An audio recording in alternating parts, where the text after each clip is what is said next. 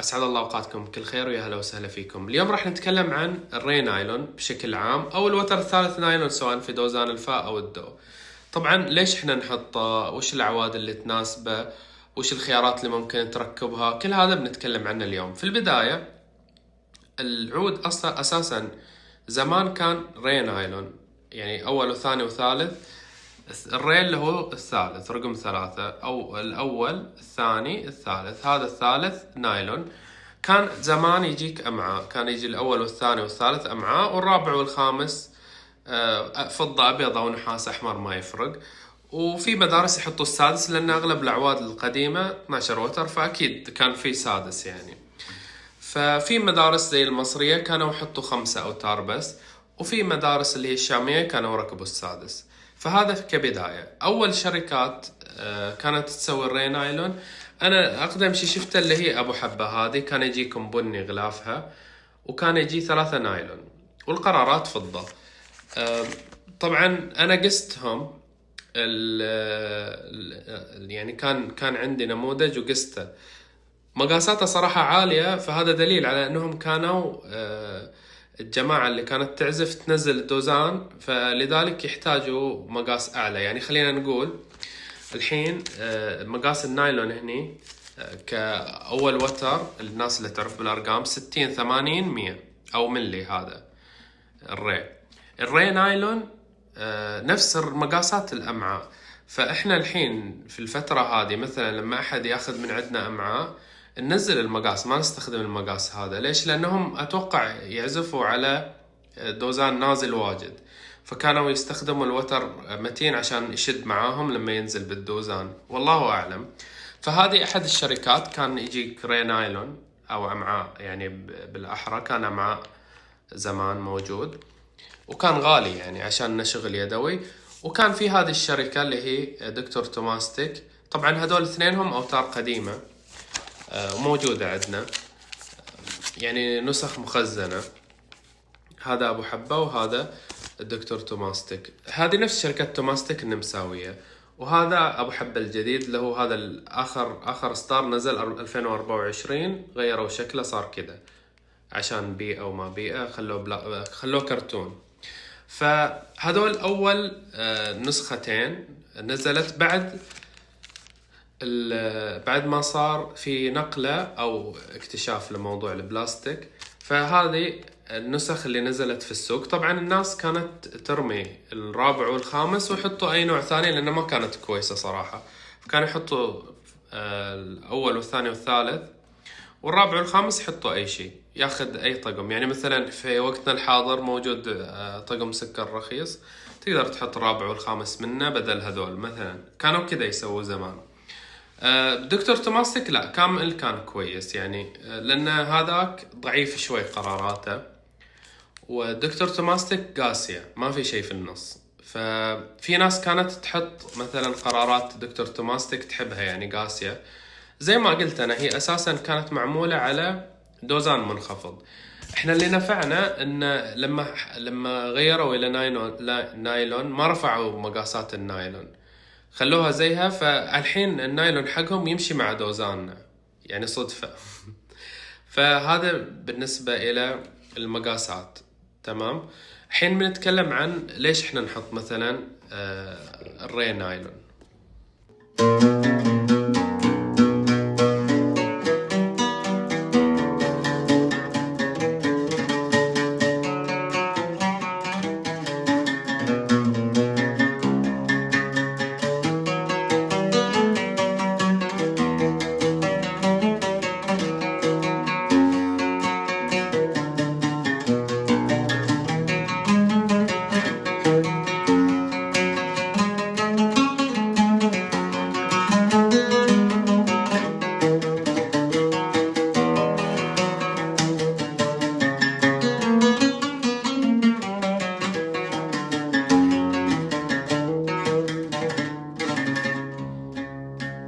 الحلو في الري نايلون النقاوة والصوت هذا. الصراحة الصوت جميل وشرقي، تحس انه فعلا كأنه شيء قديم.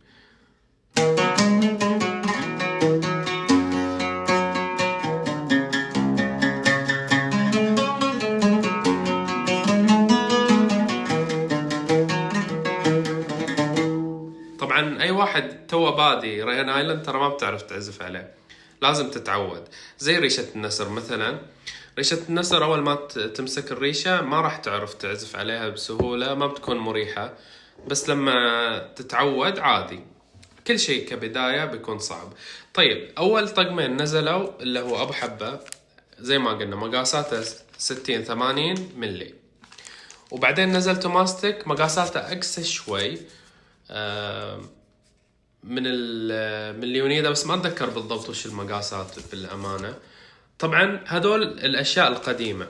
الحين الأشياء المتوفرة الجديدة في السوق، في أبو حبة الجديد نفس المقاسات بس تغيرت الخامة القديمة ترى صوتها أحلى في الجوابات. طبعا القرارات أنا أقطها يعني، وأغلب الفنانين زمان أستاذ عبادي وأستاذ طلال المداح كلهم كانوا يرموها يعني. في عندنا بيراميد اللي هي تقريبا اللي راكبة على العود هذا، عدا الأول والثاني أنا حاطها نباخ، والباقي كله بيراميد. هذا أرورا قرار عادي أي شيء كنت حاط. البيراميد الحلو فيه إن صوته ناشف شوي، فيعطيك جو قديم أكثر، ولكن أول وترين فيهم قساوة شوي، خصوصا الصول فيه صوت مو رنة حلوة صراحة أنا أعتبرها، بس غريب، صوت الصول حقه غريب ومميز يعني. بيراميد ينعرف الصول فيه مرة. الدو مقاسه عالي، يعني احنا نحط مثلا 60، هم حاطين 70، فالمقاس واجد عالي في البيراميد. طبعا ينباع مفرد مقاسات مختلفة، فنقدر احنا نحط اي شيء عادي. زين. وفيها نباخ اللي هو هذه الطقم كامل انا مسويه من 3 سنوات. هذا جاهز، يجي ري نايلون والري معدن على حسب انت وش تختار. طبعا الري نايلون رقمه 2510 والمعدن 2511، متوفر بالنسختين. طبعا هذا مقاساته في الجوابات نفس ليونيدا، فبيكون لين، بس القرارات انا محسنها وضابطة يعني، بتكون احسن من ليونيدا اكيد. البيراميد قراراته حلوة يعني تقدر تقول عنه طقم متكامل، بس في قساوة شوي، يميل للقاسي. وش في بعد؟ كنت أبغى أقول الخامات المستخدمة في الأوتار زمان كان يستخدموا نايلون عادي مو معالج، اللي هو يجيكم لماع. في نوعين من النايلون، إما يكون نايلون عادي اللي هو يلمع زي الماية شكله، أو الثلجي أو المصنفر أو المعالج إحنا ما نستخدمه في الري نايلون صراحة، إحنا نستخدم نايلون عادي. طبعا بالنسبة إلى الخامة اللي هي المعالج، ما نزل صراحة ولا طقم فيه معالج، وأنا جربت كذا مرة ما حبيت يعني. العادي صوته أجمل. شوفوا الفرق بين المعالج والعادي، الدفاوة دافي، والهذاك نقي وأقل دفاوة اللي هو المعالج. النايلون العادي دافي شوي، ما يكون نقي زيادة، فيعطيك جو في الشرقية صراحة شوي. فهذه الخيارات الموجودة. البيراميد سعره في 60-70 يعني غالبا في هذا الرينج. الهنباخ 120، والليونيدا يعني ما يعدل 100 ريال. هذا الطقم لأن هذول مخزنين وكذا فسعرهم يختلف. طبعا في أشياء أنا أخذتها مرة وقعدت أجرب. شوفوا هذه كلها أنواع. هذا واحد يشتغل في أمريكا، سعودي، يسوي أوتار. والله ما جربتهم للحين، أنا أمشي وأشتري أي شيء أشوفه كنت أشتري. هذا من زمان عندي يمكن سنين. ففي أنواع وأشكال صراحة يعني. الخيارات الموجودة واللي إحنا مسوينها مثلا كتوليفات حسيتها أجمل شيء. طبعا إحنا بالنسبة للري نايلون أنا مسوي كذا توليفة. من الأشياء اللي أستخدمهم نزلتهم، يعني مثلا أنا أستخدم أبو حبة قديم على أعواد نحات زي اللي وراي مثلا راكبة عليه. أبو حبة القديم جوابات وقرارات بيراميد لوت. هذا الطقم موجود في الموقع. ممكن تستخدم أمعاء مثلا كخيار غير عن النايلون. تقدر تستخدم أمعاء محاكي اللي هو من أكويلا، اللي يجيكم لونه أصفر زي هذا مثلا. لا، مع المحاكي انا جربته حلو، بس الصراحه النايلون العادي احلى، هذا المحاكي. وفي امعاء اكويلا مره حلو، يعني يعطيك صوت قديم صراحه.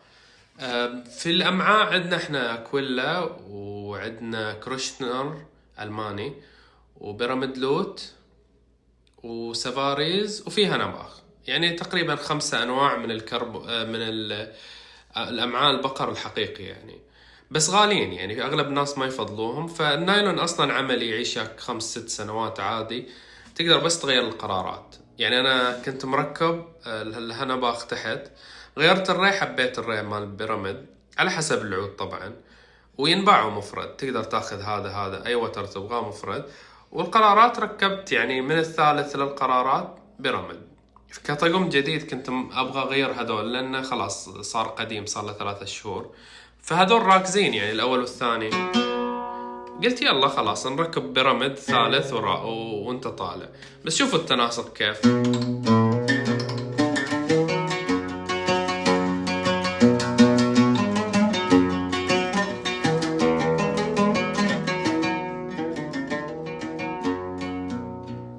طيب الاعواد اللي تناسب ري نايلون، صراحة هذا يعني اكثر سؤال صعب. انا اشوف الاعواد المصرية وبعض الاعواد الشامية القديمة، يعني حتى سكر تقريبا بيناسب ري نايلون. الاعواد الشامية القديمة، والاعواد المصرية زي عبد العال زي هذا تجرب، لازم تجرب. يعني انت تقدر تاخذ طقم معدن ووتر ري نايلون مفرد من الموقع، تدخل قسم اوتار مفردة، تدخل مثلا بيراميد، تاخذ لك واحد ري مو غالي، 10 15 20، تاخذ بس وتر ري وتجرب. زبط تخليه كم يوم، لازم 3-4 ايام. اذا ناسب ما ناسب، عندك انت الري الثاني تقدر تستخدمه. ولازم تتعود على العزف عليه. هذا بالنسبة للري نايلون. طبعا لو ناسب ري نايلون، لو حطيت امعاء عادي بيصير اوكي، خلاص مضمون يعني. بالنسبة للصول النايلون ترى فيه نفس الفكرة. في نظام الفافا، خلينا نشوف وين العود.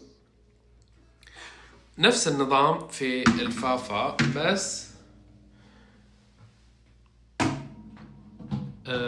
بس انه صول. شوف تقريبا نفس الصوت، بس يعطيني صوت اقل ضجيج، يعني هادئ العود.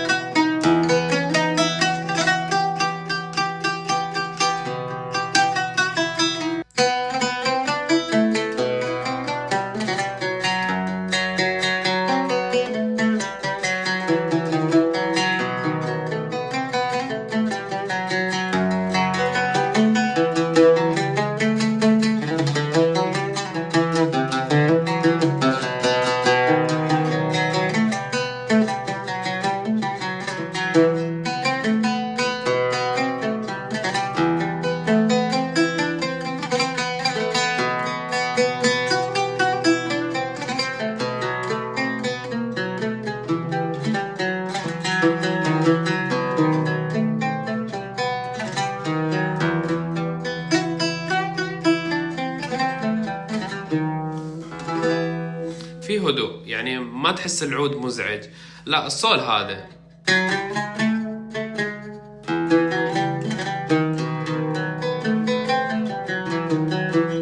وصوته جميل صراحة.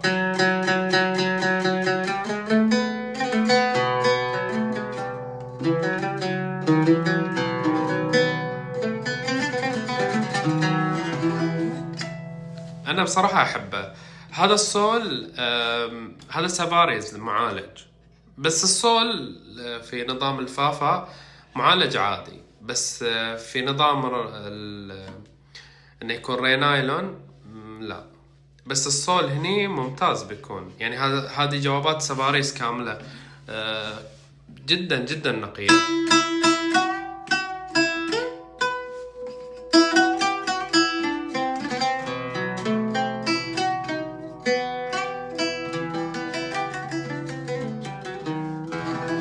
حتى نفس الفكرة في دوزان الفافا الصول نايلون لازم تجرب. بعض الأعواد يموت فيها الوتر وبعض الأعواد عادي. يعني طبعا علامة كويسة ان الصول نايلون شغال مع العود ترى، لأن الصول يعتبر من مناطق القوة حقت العود.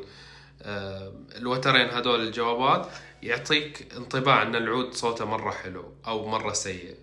فلما يكون الصول نايلون والعود شايل نفسه معناها العود ممتاز ترى. فهذا كل شيء إن شاء الله ما نكون طولنا عليكم. في كل الأحوال لازم تجربوا، والتجربة عادي ما بتكلف شيء، أهم شيء تصبر. يعني إنك تركبها وتستنى. الصول 3 أيام، الري أسبوع. تقدر تعزف بس لا تحكم على طول، لأن الوتر متين بيحتاج وقت عشان يعني يمط وكذا ويصير متمرن وجاهز. فهذا بالنسبة للخيارات الموجودة والأسعار والأشياء اللي تناسبها وليش احنا قاعدين نركب الوتر. إن شاء الله ما طولنا عليكم، نشوفكم فيديو جديد.